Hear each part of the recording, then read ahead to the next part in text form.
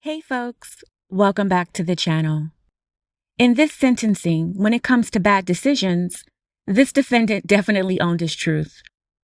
Charged with attempted breaking and entering of an ATM, he skipped the please be lenient routine and went straight to how can I make this worse?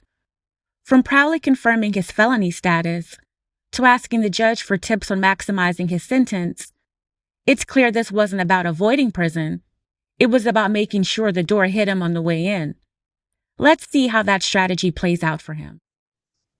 Okay, we'll go on the record now in People versus Kevin Whitefoot, case number 245364. Mr. Whitefoot, on the podium there, please. Oh, geez. Sierra Coke on behalf of the people.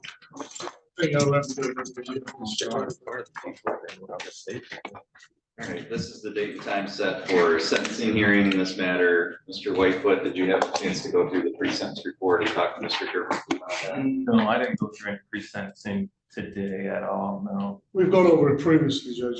Did you go over it with him before? I'm assuming we're talking about that one phone call we had. Well, we went over the pre-sentence report, we discussed sentencing. Mhm. Yes, that's what Judge is asking. You remember Oh. having the conversation? Yeah, if we did.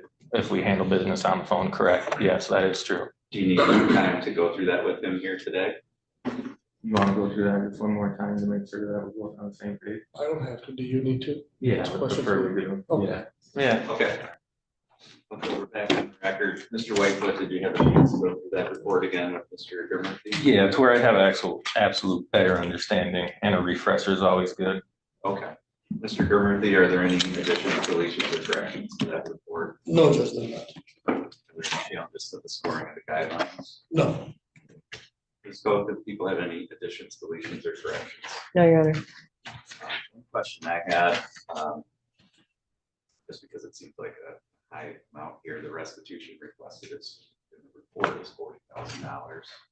It was the ATM was broken at the bank, and they actually, I don't know if they've replaced it, but it's not there anymore. So that's just the number that they sent to us. Did they provide you any kind of documentation? Let me check. They gave us the $5,000 for the cleanup, $10,000 for the rigging, $19,000 for the replacement, and $6,000 for the gate replacement. Okay. So- All right. Because Mr. Whitefoot didn't actually get any of the cash, right? He didn't- No, they didn't stretch. No. No, he didn't break into get the cash. Attempted. Attempted to get to the cash. Attempted very hard with tools. Yeah, okay. I'm gonna attach this receipt and restitution report as part of the PSI. I just want to make sure that there was some documentary justification for the amount. Ms. Koch, do you have any objections to the guidelines as scored? No, Do you have any victims that wish to address the court today? they did not. Anything by way of elocution of behalf? Of course, aware of what happened. I mean, Mr. Whitefoot clearly was trying to break into the ATM. He made the admissions early that he did it, and the recommendation here is 12 months in jail. Whether or not, I debated whether or not to ask for the 13 months or 14 months for prison.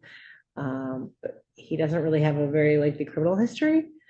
So I'm not really sure what made him think this was a good idea. This is someone who's only 30 years old with only 2 misdemeanors. It seems kind of bizarre behavior. I understand that he has some mental health issues that he is addressing or needs to address. So I'd ask the court to follow the recommendation. Thank you, Mr. Gurmurthy. Judge, just by way of some background, so the record is clear, Mr. Whitefoot pleaded the initial arraignment. I think Mr. Trush was the arraignment attorney and advised him to plead not guilty. Wait till the discovery was here, we could negotiate a plea.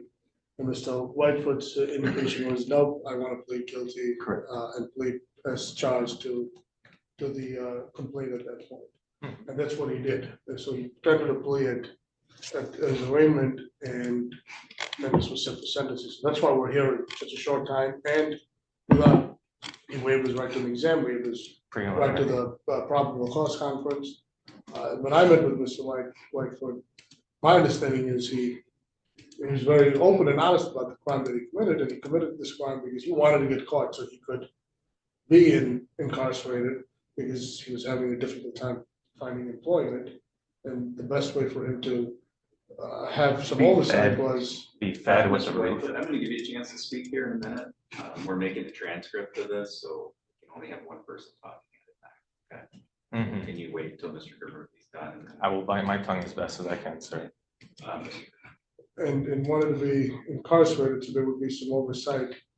But I'm trying to figure out what that oversight would be, whether that oversight is where he gets some services without getting employment, staying sober. But again, I wasn't able to identify any issues with substance abuse. So I'm at a loss as to what led Mr. Whitefoot to want to commit a life offense, one of the most serious offenses, with somebody who's 30 years of age with very minimal criminal history, and even his misdemeanors are very low misdemeanors, and only 2 prior misdemeanors, and then his guidelines are 0 to 17 months. There's a recommendation for 12 months, which I think all of those things are appropriate. But in representing a defendant, you try to understand the needs that they have and best tailor what those needs are. And Mr. Whitefoot has been unable to help me understand what those are. He has a completely different understanding of the system and what his goals are for him, for the system to achieve for himself. And I don't think the system can do that. So I would just have the court hear from Mr. Whitefoot, but I would simply ask, I think he's not a malicious person. He's not he hasn't been, he's indicated that people have called him as somebody that's hard to deal with. I haven't had that impression, but I still can't figure out what led Mr. Whitefoot to get to committing this offense, given his history, given employment, given some of the things I know about him, and I just can't bring those dots. So again, I would ask the court to hear from Mr. Whitefoot and follow the recommendation. Thank you, Mr. Whitefoot. Anything that you would like to say? I do believe I have pled an admission of guilt to multiple felonies. So the way that I look at that, because this is law, technically I am a felon.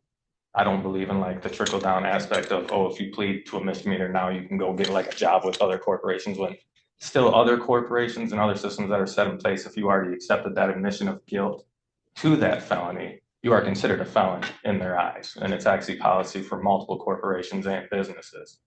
So I was just wondering if we could just make it to where I am a felon. This would be the 9th felony committed before we actually ask for any charges to be set for.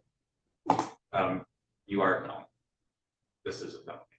Yeah, and then, but I want the court and the people of Michigan to actually look at it as I'm already a convicted felon. They will look at this that way. You are a convicted felon. The court records will reflect that. Right, but I just want to make sure that it's not just like 2 misdemeanors from the prosecuting side, that it's like 8 to 9 felonies of this racks. Is felony safe breaking. So yes, you have what you're asking. All right. Is there anything else that you wanted to say today? Nope. Okay.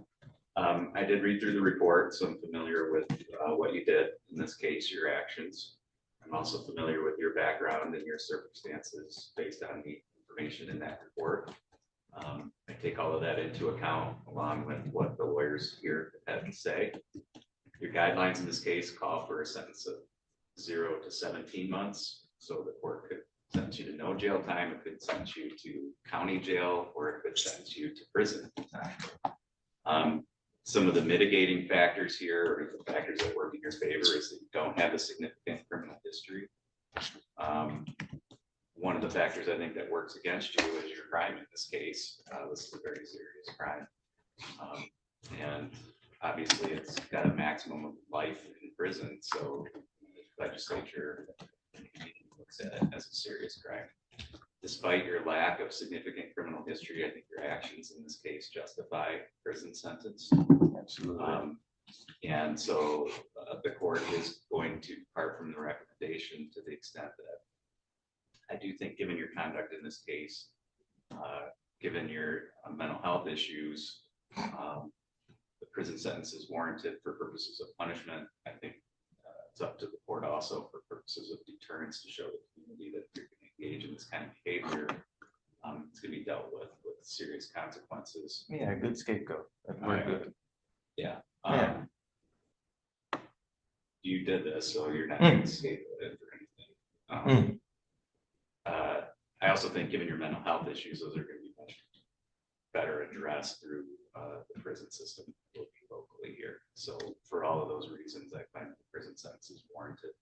The court is going to sentence you to 16 months to 20 years in the Michigan Department of Corrections. You have credit for 52 days served. The court is going to order that you pay restitution in the amount of $40,000. That's payable to the Crawford County Clerk to be dispersed to Huntington Bank. The crime victim's assessment of $130, court costs of $325, attorney fees of $350, the DNA testing fee of $60, $68 state costs. You have the ability to seek an appeal of this sentence, and as Mr. Murphy, if you can provide. You are right here. Yeah. He does have his appellate paperwork, Judge. Yeah. Yeah. And then can we do more of a max? Well, that would be part of the appeal, right, Your Honor?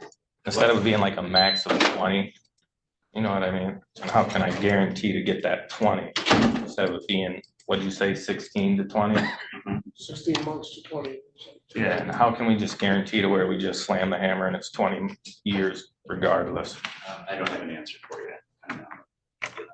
Find that out. You are remanded to the custody of the state at this time.